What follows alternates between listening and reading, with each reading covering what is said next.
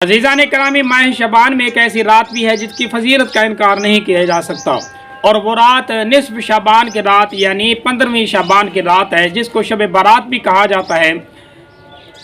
اور اس کی فضیلت و مقام و مرتبہ کا تذکرہ خود احادیث مبارکہ میں کثرت کے ساتھ وارد ہوا ہے۔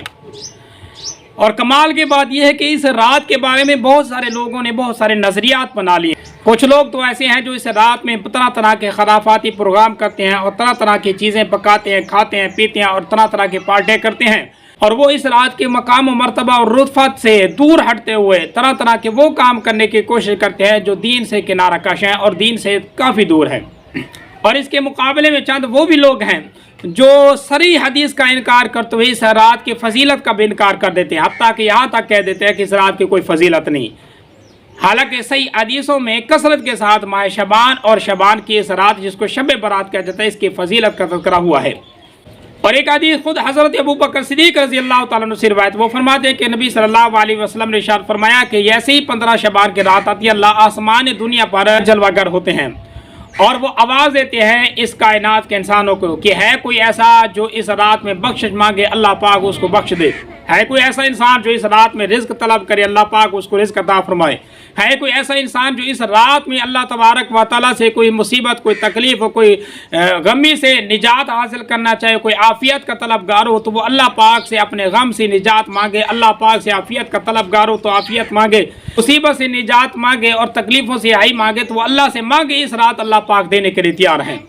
حتیٰ کہ یہی آواز ہوتی رہتی ہے اور ساری رات اللہ تبارک و تعالیٰ یہ ندا کرتے ہیں، اور حتیٰ کہ صبح ہو جاتی ہے، صبح تک یہ ندا ہوتی رہتی ہے۔ اب یہ ہوتی کیسی ہے؟ چونکہ حضور صلی اللہ علیہ وسلم نے فرما دیا ہے، باقی یہ ہوتی کیسی ہے اور کس طرح ہوتی ہے یہ اللہ اور اللہ کے رسول جانے۔ اور اسی طرح کی ایک حدیث حضرت علی رضی اللہ تعالیٰ عنہ سے بھی روایت ہے، وہ فرماتے ہیں کہ نبی صلی اللہ علیہ وسلم نے ارشاد فرمایا کہ 15 شعبان کے رات کو قیام کیا کرو اور صبح کو روزہ رکھا کرو، اور پھر آگے جو الفاظ ہیں وہ سارے کے سارے وہی ہیں جو حضرت ابوبکر صدیق نے بیان کیے ہیں۔ اور اسی طرح کی ایک حدیث حضرت عائشہ رضی اللہ تعالیٰ عنہ سے بھی روایت ہیں، وہ ایک مشہور حدیث ہے جو حضور صلی اللہ علیہ وسلم حضرت عائشہ کے بستر سے اٹھ کر قبرستان میں گئے جنت البقیع میں، مکمل ایک طویل حدیث ہے جیسا کہ آپ سنتے رہتے ہیں، لیکن اس حدیث کے آخر میں جو حضور صلی اللہ علیہ وسلم کا فرمان ہے وہ بتانا مقصود ہے، پوری حدیث بتانا مقصود نہیں۔ آپ صلی اللہ علیہ وسلم جب واپس حضرت عائشہ کے پاس آئے تو آپ نے پوچھا کہ عائشہ آج کی رات کون سی ہے؟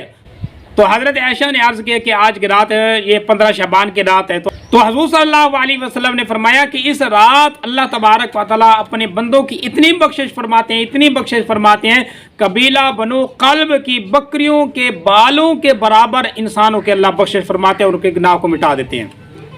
اب چونکہ وہ ایک قبیلہ بنو قلب جو تھا وہ ایک مشہور تھا بکریاں زیادہ رکھنے کے اعتبار سے، اور بکریاں بھی وہ جو اون والی اور بالوں والی ہوتی تھی، اسی وجہ سے آپ صلی اللہ علیہ وسلم نے ان کی مثال دیتے ہوئے بیان کیا، ورنہ اللہ پاک کی رحمت تو کئی زیادہ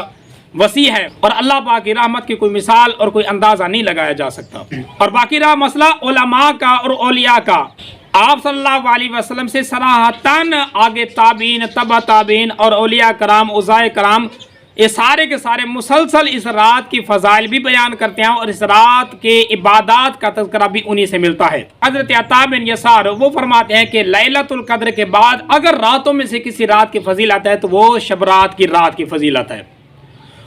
اور اسی طرح شیخ عبد القادر جیلانی رحمہ اللہ تعالیٰ نے اپنی کتاب غنیۃ الطالمین میں اس رات کا تذکرہ کیا، ایک باب باندھا ہے اور اس رات کی فضیلت اور اس کے مرتبے کا بھی تذکرہ کیا ہے، شعبان المعظم کے مہینے کے فضائل اور مرتبے کو بھی بیان کیا ہے۔ اور وہ فرماتے ہیں کہ دیکھیں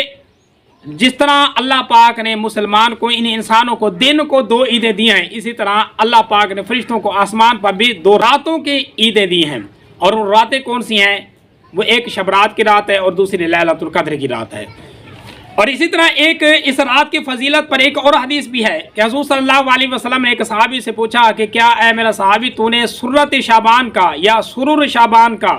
روزہ تو نے رکھا ہے؟ یعنی دونوں طرح اس کا علماء نے مطلب بیان کیا ہے کہ تو نے اس شعبان کے سروں کے روزے رکھے ہیں یا اس شعبان کے بالکل درمیانے جو دن ہے اس دن کا روزہ رکھا ہے؟ تو صحابی نے کہا کہ نہیں میں نے نہیں رکھا۔ تو آپ صلی اللہ علیہ وسلم نے فرمایا اس شعبان کے نصف جو شعبان ہے یعنی 15 شعبان کا جو روزہ ہے بہت زیادہ فضیلت رکھتا ہے، اگر تو نے نہیں رکھا تو ماہ رمضان کے بعد شوال میں 2 روزے رکھا وہ اس کے مرتبے پہنچ جائیں گے۔ تو تو اس سے بھی یہ ثابت ہوتا ہے کہ ماہ شعبان کی جو نصف دن ہے یا نصف رات ہے اس کی اللہ پاک نے بہت زیادہ فضیلت رکھی ہے۔